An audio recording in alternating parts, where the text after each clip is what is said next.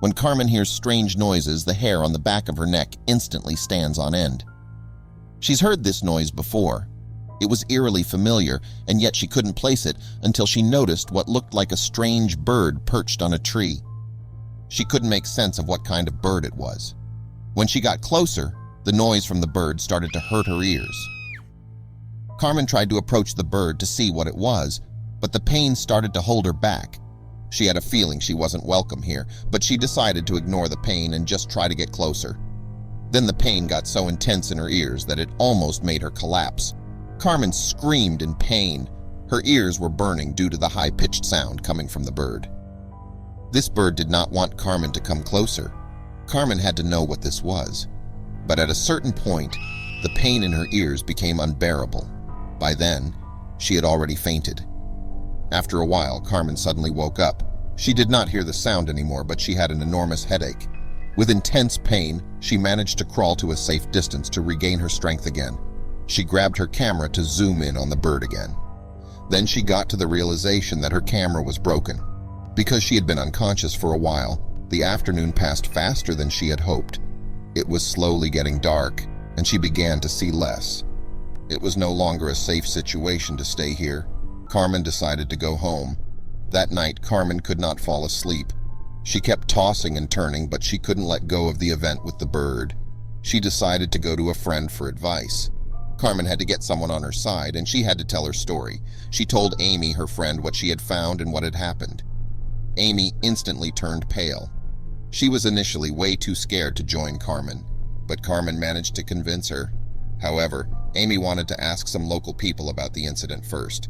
Carmen and Amy went inside the town to talk to some older people who had lived there for a very long time.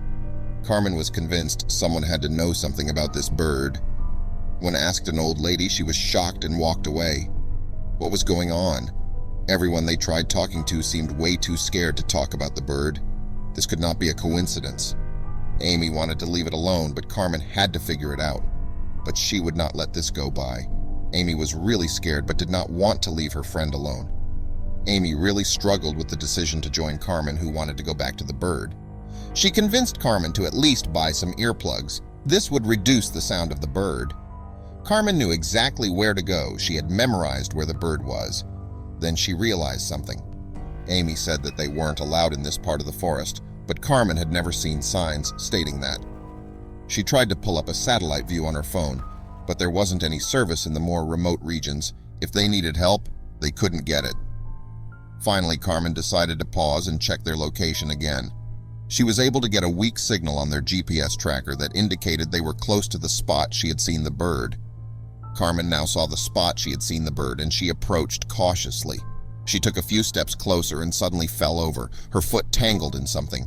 Amy hurried over to help her remove her boot and get free. When they looked up, they were staring at the bird. Instantly, both their ears almost exploded with pain. Amy had never felt something like this before. She almost faints due to the sound. When Amy got the chance, she crawled up on her feet and ran away very fast, leaving Carmen behind all on her own. When she did not hear the sound anymore, she turned around. What she saw next shocked her. Carmen was crawling on the ground. She had managed to get her earplugs in her ear. However, they did not seem to help. The sound pierced right through it. She had to get help. Amy had to get a ranger.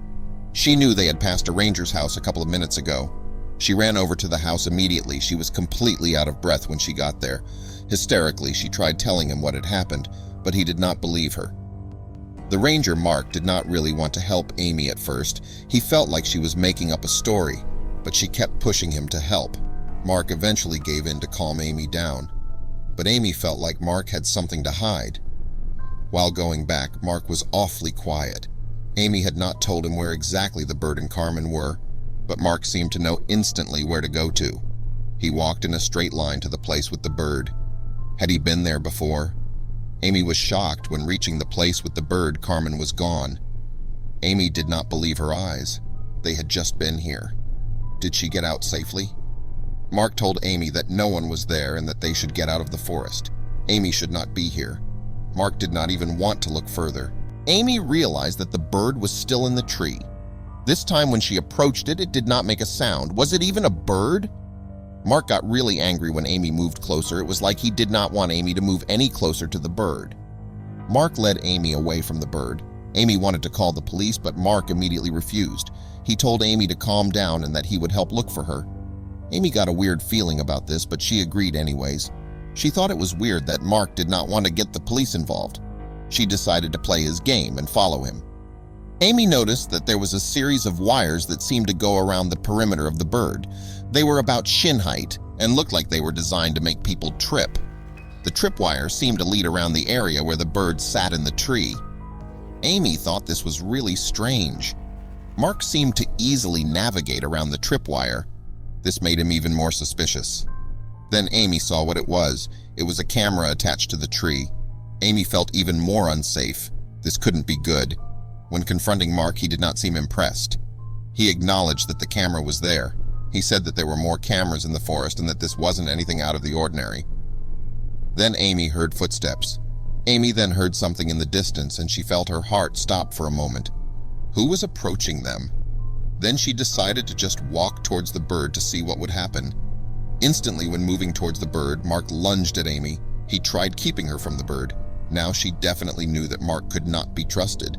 Immediately, she tried shaking Mark. She kicked him to get loose and decided to make a run for it. She had to warn the police. Without any hesitation, Amy made a run for it. She couldn't risk getting caught by Mark or someone else that was approaching them. When she did not stop running, she heard dogs barking.